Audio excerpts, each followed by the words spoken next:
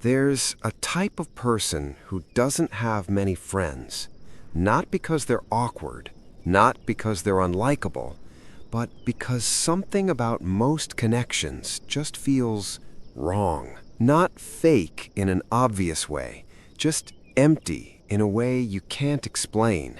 So you try. You sit in conversations. You stay in groups. You play along. But deep down, it never really clicks. And after a while, something shifts. You stop forcing it. Not because you gave up on people, but because being around the wrong energy started to feel more exhausting than being alone. And here's the part most people misunderstand. Having few or no friends isn't always a problem. Sometimes it's a pattern, and sometimes it's a sign your mind sees something in people that others don't. You can sit in a room full of laughter and still feel like something isn't quite right. Everyone else seems relaxed, present, effortless. But your mind doesn't switch off like that. It starts picking up on things. The smile that doesn't fully reach someone's eyes, the subtle tension behind a joke, the way people shift who they are depending on who they're around. At first, it's small, easy to ignore, but over time, it becomes impossible not to see. And once you notice it, you can't go back to experiencing things the same way. So while others are enjoying the moment, you're reading between it. Not because you want to, but because your mind automatically looks beneath the surface. And that's where it changes everything. Because for you, a simple conversation is never just a conversation. It's patterns, signals, and meanings happening all at once. It's not that you avoid people. You just lose interest in conversations that don't go anywhere. The kind that repeat the same patterns, the same questions, the same surface-level responses.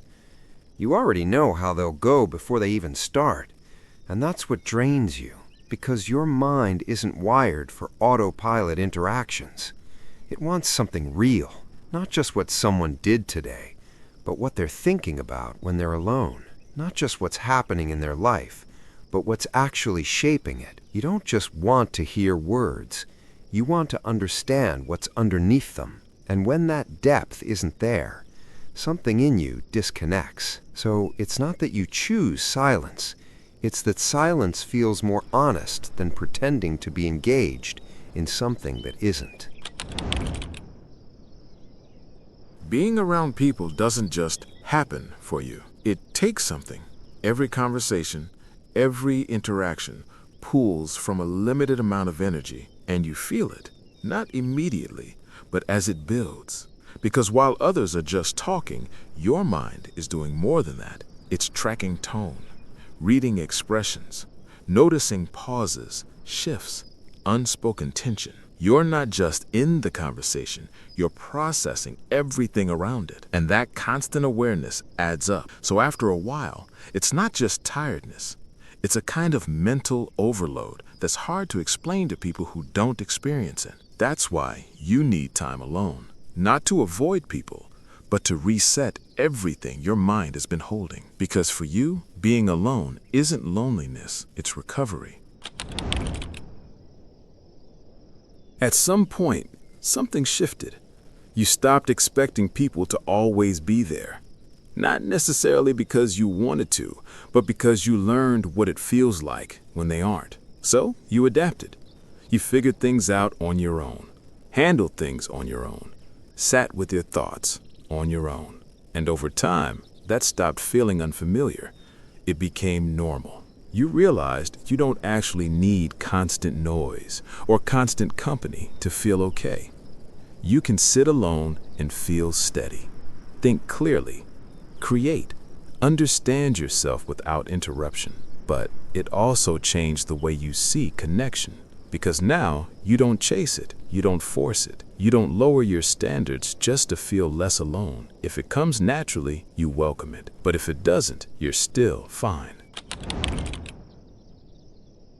You weren't always this careful. There was a time when you trusted people more easily. You didn't analyze everything. You didn't question every intention. You just let people in. And for a while, that felt natural, until it didn't. Because at some point, you started noticing a pattern. People didn't always show up the way you expected. Some misunderstood you. Some didn't value the connection the way you did. And slowly, that changes you. Not all at once, but in small, quiet decisions. You start holding back a little more, observing a little longer, sharing a little less. Not because you want to shut people out, but because you've learned what it feels like to give too much of yourself to the wrong ones. So now, access to you isn't automatic. It's something that's earned over time. There is a specific feeling you get in group settings, and it's hard to explain. You're there, you're part of it, you're included, but something still feels slightly off.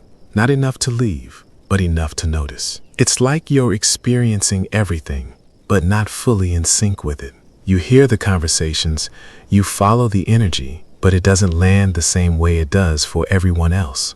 And over time, you start realizing something important. It's not that you don't belong. It's that your mind isn't built for shared attention across too many people at once. You connect differently, more deeply, more one-on-one, more in spaces where nothing feels rushed or divided. So it's not that you pull away from groups. You just move toward the kind of connection that actually feels real to you. For a lot of people, connection is about presence, being around others, staying in touch, filling space with constant interaction. But for you, it's different. Presence alone doesn't mean much if there's no depth behind it. You don't need someone to be there all the time. You need them to be real when they are, honest, genuine, consistent, in a way that doesn't feel forced. Because after everything you've experienced, you've learned something most people don't think about. A connection can exist and still feel empty. And once you realize that, you stop measuring relationships by how often they happen and start measuring them by how real they feel. That's why your circle isn't big. Not because you can't connect, but because surface level presence was never enough for you in the first place.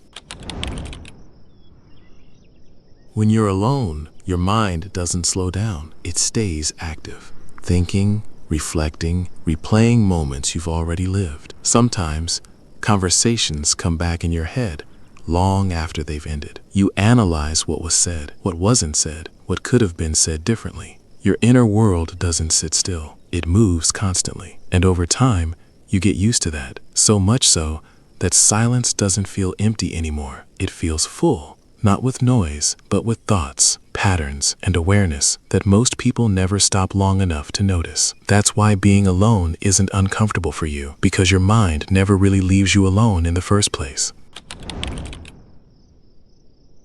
Even after everything, there's still a part of you that hopes that maybe, at some point, you'll find connections that don't feel complicated, that don't drain you, that don't require you to constantly explain yourself. Because as much as you've adapted to being alone, you didn't choose this life out of preference. You adjusted to it. And sometimes, in quiet moments you don't talk about, you wonder what it would feel like to connect with someone without overthinking it, without analyzing it, without pulling back, just naturally. And that's the part most people don't see. Because on the outside, you seem independent, but inside, you're still someone who values connection deeply. You're just waiting for something that actually feels real enough to match the energy you've built inside yourself.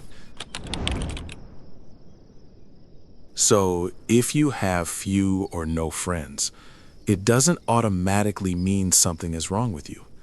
It could mean something else, that you see people differently. You feel things more deeply. You notice what others overlook. And because of that, you don't connect with everyone. You connect with people who actually match the way your mind and heart work. And that path isn't always easy. It takes time. It takes patience. Sometimes it takes being alone longer than you expected.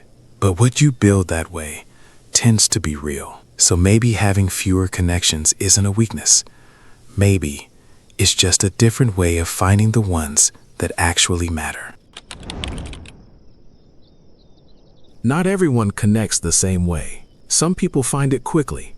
Others spend more time searching for it. And then there are people like you who don't settle for just anything. You notice more, you feel more, you expect more from the people in your life. And because of that, you don't just build connections, you build the kind that actually means something. So if you've been on your own for a while, don't see it as something missing. See it as part of the process. Because the connections you're looking for aren't the kind you rush into. They're the kind you recognize when they finally show up.